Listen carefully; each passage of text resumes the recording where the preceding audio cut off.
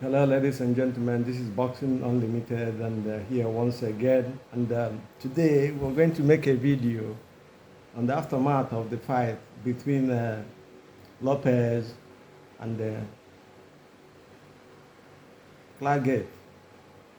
This is the aftermath of it.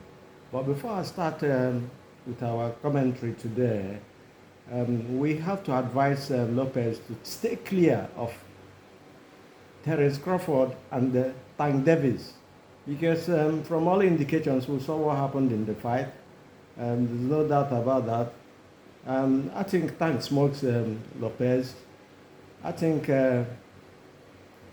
Crawford will actually bury him. Probably he's still too young to go that length, because Crawford is going to put a damage on him and he won't recover from it. It's still too early. I think he should be looking for a unification fight with Pitbull Cruz, because that is the level he is in now. I don't even think he will even be able to withstand the pressure and the power of Pitbull Cruz. However, we already said if you stay clear of Crawford and Tank Davis, I think Lopez is overhyped and overrated. His finishing is a little bit in doubt at the moment. I don't think he finishes fights. We've seen his fight since he beat Lomachenko, has never knocked any person out. He probably had a fight with Ortiz, which a whole lot of people have already said, even including my humble self, that fight he didn't win it. He didn't get that decision, but he got it. In this fight, actually, if you look at the fight, I told him, if you watch our previous video, I said it. I said this guy, Claggett, is going to be on you like a rash. And that is what happened in the first half of the fight. If you watch the fight again, the first half, until he figured him out, during the second stanza,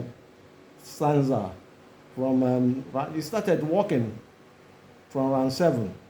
Even at that, he couldn't stop somebody who is rated in the top 10 recently, and had 7 losses in his CV. He couldn't finish him. I doubt if he's going to be able to fight Crawford or Tank, as you imagine. But that is it. You know, he couldn't stop Claggett with 7 losses, and that is a worry for me.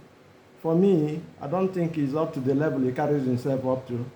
He's had fame and recognition from the fight for beating Lomachenko. That's it. Lopez, I think Lopez with Henny before this loss would have been a good fight for him. He might have a chance there, because Henny doesn't hit hard, but that is what it is at the moment. You know, he couldn't stop the hand-picked opponent. I really wonder what was happening to him. And then when I look at him, I see the hype. That's all. And he's overrated, to say the least.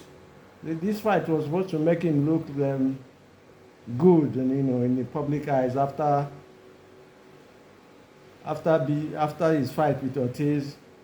A lot of people criticized the judges, and then in this one, the judges actually made it very. I don't know. For the first 6 rounds, Claggett was on him, and they're telling us that he didn't win any point those days, those period. Well, I don't know what to say again.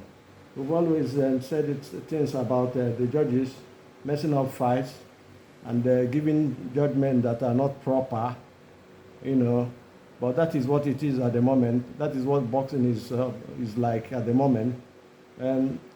Teofimo Lopez is a good fighter, no doubt about that. But I think he's hyped himself so high. And the matchmakers are not doing good to him. They're giving him opponents that will expose him the more. Because this Claggett has now exposed him and shown that he's not what he said he is. He's fighting on the back foot. I warned him again that, but he came up surprised He came up later to fight, and they use angles, and they use fence and everything. Lopez, for my own humble opinion, I think Lopez is the least of the people, of the champions in light welterweight. Isaac Cruz, WBA, Saker Stevenson, WBC, should fight one of those people. Let him not talk about, they are not in the same weight in the first place. Let him not talk about Tank or Crawford. Crawford is gone up. They are not in the same class. If they fight, you will see. Well, having said that, I would say that Lopez is all mouth. We'll leave it at there at the moment. It's just all mouth. Do have a nice day. God bless.